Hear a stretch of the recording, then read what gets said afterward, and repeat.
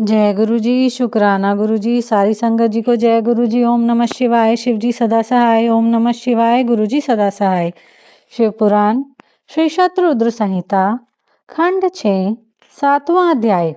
नंदी को वर प्राप्ति और विवाह वर्णन।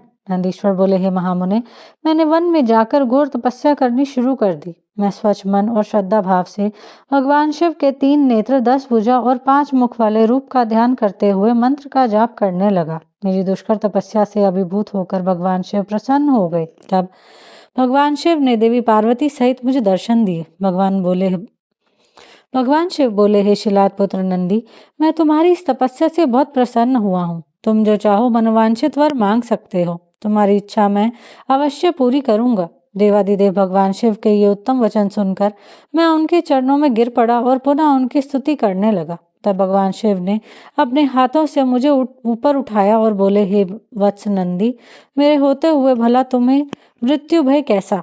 तुम अजर अमर हो और सदा मेरे गणनायक बनकर रहोगे। मेरा प्रेम तुम पर सदा बना रहेगा और तुम मृत्यु को कभी प्राप्त नहीं होगे।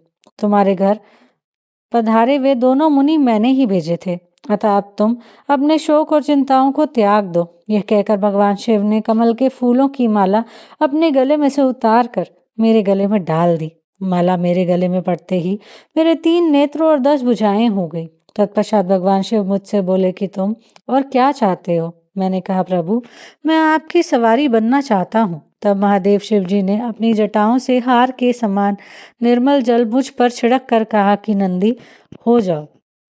तब उन परमेश्वर शिव की जटा से जटोरक, त्रिस्तोता, वृषभ ध्वनि, स्पणिदका और जम्बू नदियां बह निकली। ये 5 नदियां पंजद नाम से जपतेश्वर नामक स्थान के पास बह रही हैं।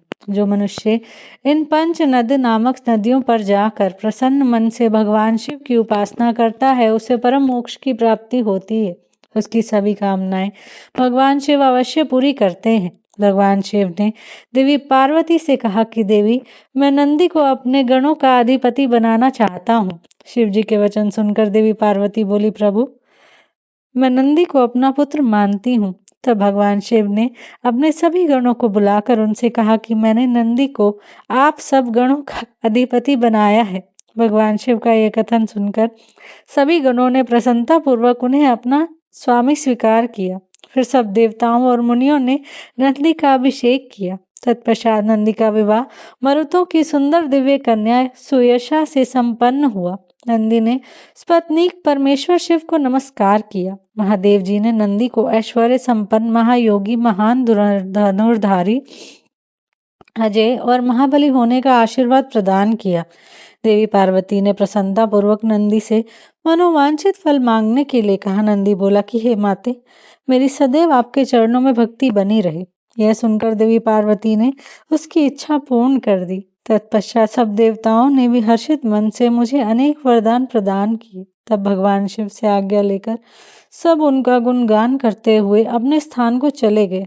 महामुने, नंदीश्वर के अवतार का वर्णन शिव भक्ति बढ़ाने वाला और आनंददायक है। इसे पढ़ने तथा सुनने से सभी सुखों की प्राप्ति होती है। यहीं पर शिव पुराण श्री रुद्र संहिता श्री शतरुद्र संहिता खंड 6 7वां अध्याय समाप्त होता है। जय गुरु जी।